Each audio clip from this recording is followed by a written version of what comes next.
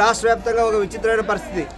గత ప్రభుత్వంలో జగన్మోహన్ రెడ్డి ప్రభుత్వంలో ఏ ఒక్కరికి పట్టణంలో ఇవ్వలేదు.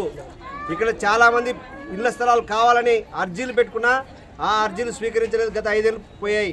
అప్పుడున్నటువంటి ప్రతిపక్షంలో ఉన్నటువంటి అప్పుడు మాజీ ఎమ్మెల్యే బీసీ జనార్దన్ రెడ్డి గారు, నేను నా సొంత డబ్బులు పెట్టైనా సరే బనగానపల్లి నియోజకవర్గంలో ఖచ్చితంగా ఇల్లు స్థలం లేని వారికి ఇస్తారని చెప్పారు.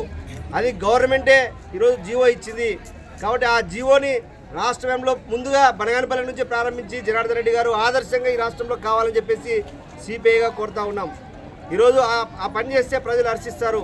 ఈరోజు చాలామంది నిరుపేదలు అద్దె ఇళ్ళలో ఉండి అదేవిధంగా చాలా ఇబ్బందులు పడుతూ ఉన్నారు. ఫస్ట్ ఈ సమస్యని ఫస్ట్ ఫేజ్ కింద చేయాలని చెప్పి కోరుతా ఉన్నాం. అందుకు మీకు ముఖ్యమంత్రి చంద్రబాబు నాయుడు క్యాబినెట్ కూడా రాష్ట్ర వ్యాప్తంగా ఆ విధంగా ఇచ్చింది. రాష్ట్రంలో 26 జిల్లాల్లో కూడా ఈ కార్యక్రమాన్ని స్వీకరించాం.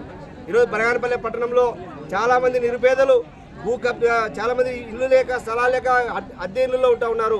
అదేవిధంగా ఈరోజు గతంలో అధికారంలో ఉన్నటువంటి వాళ్ళందరూ కూడా ప్రభుత్వ భూముల్ని విచ్చలవిడిగా భూ కబ్జాలు చేసి ఎకరాలు ఆక్రమించుకున్నారు.